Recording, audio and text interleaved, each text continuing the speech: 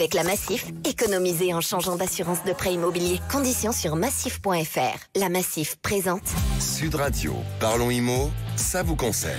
Et oui, l'immobilier vous concerne autant que vous êtes nombreux chaque semaine à nous laisser vos messages sur le répondeur de Sud Radio. On a une question qui concerne quoi ce matin, Bérénice ? Le délai de préavis quand on quitte son logement en location. Et oui, alors je vous lis le message, c'est Anastasia qui habite à Metz qui nous a écrit, qui nous dit qu'elle envisage de quitter son logement en location en juin. Elle le loue depuis mai dernier sans meubles, elle nous précise, donc on imagine que c'est une location nue. Et elle aimerait savoir combien de temps à l'avance elle doit prévenir son propriétaire et si c'est pareil pour tout le monde en fonction de sa zone géographique, parce qu'elle a entendu que ça pouvait varier.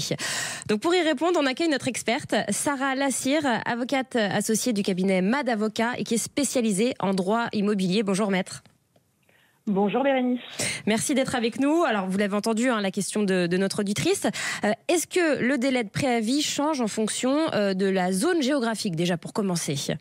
Alors oui, tout à fait. Il faut savoir que le délai de préavis à respecter dépend de la localisation du logement, mais aussi du type de logement.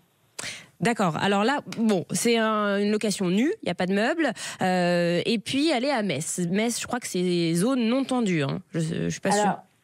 Alors oui, le délai de préavis standard, il est de 3 mois. Et en fait, il y a une possibilité de réduction à 1 mois dans certains cas prévus, dont notamment les zones tendues. Et ces zones tendues sont déterminées par décret. Et effectivement, Metz ne fait pas partie de la liste des communes qui font partie des zones tendues. Alors comment on fait pour savoir si on est dans une zone tendue ou pas déjà ? Alors c'est une liste qui est fixée par décret. Et en fait, il y a près de 1000 communes qui sont listées dans ce décret. Et pour être une zone déterminée comme tendue, en fait, c'est les communes où la demande de logement elle est nettement supérieure à l'offre. Il y a un site, c'est sur le site du gouvernement. C'est d'accès au logement. Et je crois que c'est sur le site du gouvernement, on peut checker. Une petite recherche Google. Tout à fait, il y a un simulateur et sinon c'est un décret. Il suffit de taper décret zone tendue et c'est actualisé tous les ans.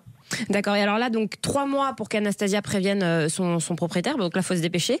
Et comment elle doit le contacter ? Voilà. Est-ce qu'il faut envoyer un mail ? Est-ce qu'il faut absolument un recommandé ? Sachant que là, il n'y a pas de professionnel entre les deux. Il n'y a pas d'intermédiation. Hein. Elle est directement en ligne avec son propriétaire. Alors, je lui déconseille d'adresser un mail parce que dans tous les cas, le congé ne sera pas valable.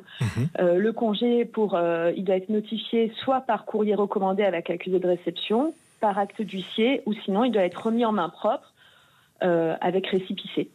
Voilà, tout simplement. Voilà, Anastasia, donc pour pas quitter son appartement en location. Voilà, et ça lui laisse combien de temps à peu près ? Si on était dans une zone non tendue, c'est exactement la même procédure, c'est juste qu'on aurait davantage de temps, c'est ça ?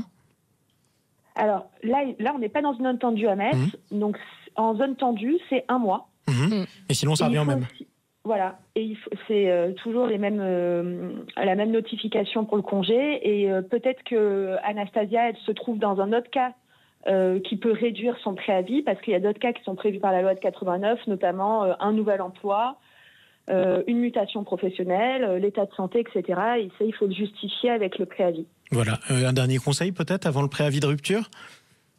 Enfin, de départ. Il faut savoir que si Anastasia arrive à se mettre d'accord avec son propriétaire pour quitter avant le logement, si le logement il est reloué, elle n'a pas à s'acquitter des loyers et charges. Par contre, si le logement il n'est pas reloué, elle doit s'acquitter des loyers et charges jusqu'au terme du préavis. Eh bien voilà qui est noté tout simplement. Merci beaucoup. Merci maître Sarah Lassire. Merci à vous.